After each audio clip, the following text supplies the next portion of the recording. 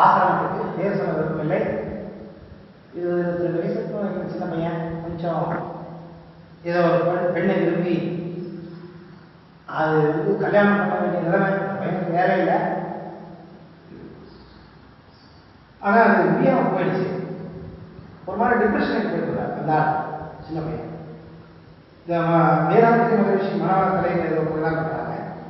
அதில் போய் சேர்த்துட்டு இந்த தியானம் அது இதுன்னு சொல்லி கொடுத்துருக்காங்க. இவர் தன்னைத்தான் திருப்பிக்கிறதுக்காக, தன்னை சரிப்படுத்திக்கிறதுக்காக அந்த பயிற்சிகளெல்லாம் காத்தால மத்தியானம் சாயங்காலம் அவங்க என்ன சொன்னாங்க, இந்த மாதிரி பண்ண ஆரம்பிச்சாங்க வெளித்தரமா. அதுதான் உயிர், காற்று, சாப்பாடு எல்லாம் அதுதான். அது கடைசியில் என்ன ஆயிடுச்சுன்னா, எல்லாத்தையுமே மறந்து துறந்து வாழற நிலையில வந்துட்டு குள்ளனை வெளிப்படைச்சு குள்ளையே எதுக்கு சொல்ல வர்றேன்னா, உங்க மனசு எதிர வேண்டாலும் இருக்கலாம், ஐக்கப்பட்டிருக்கலாம்.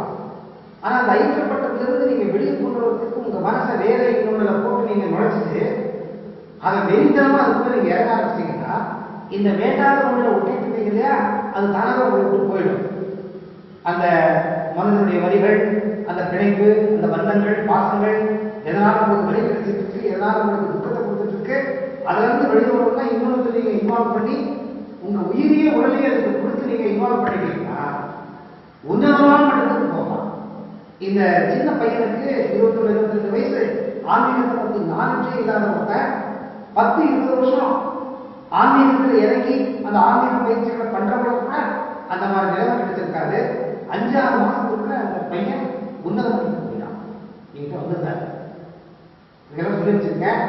அது கண்டிப்பா அந்த டிவைடோட சேர்க்கறதுக்கு என்னவோ சேர்த்துவார் நினைக்கிறேன். ஏன்னா அவருக்கு மோகம் ஆசிரியர்கள் எதுவுமே இல்லை, மனசு ரொம்ப பக்குவப்பட்டிருக்கு. அது கண்டிப்பா உன்னத மட்டத்துக்கு போயிடுவார். நீங்க கொஞ்ச நாள் போனீங்கன்னா ஒரு கோயில் கட்டிலாம் அந்த மாதிரி ஒரு நல்ல நிலைக்கு போயிருக்காங்க.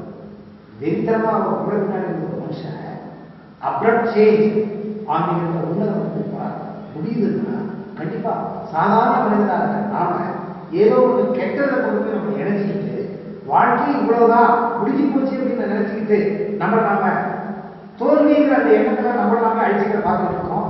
மனசு கொஞ்சம் இதை போட்டு உங்களை நீங்க இறக்கிட்டீங்கன்னா தானாவே ஆன்மீக குடும்பம் இல்லை, எதை நினைக்கிறீங்களோ அது முடிக்கணும். இது முடியும்.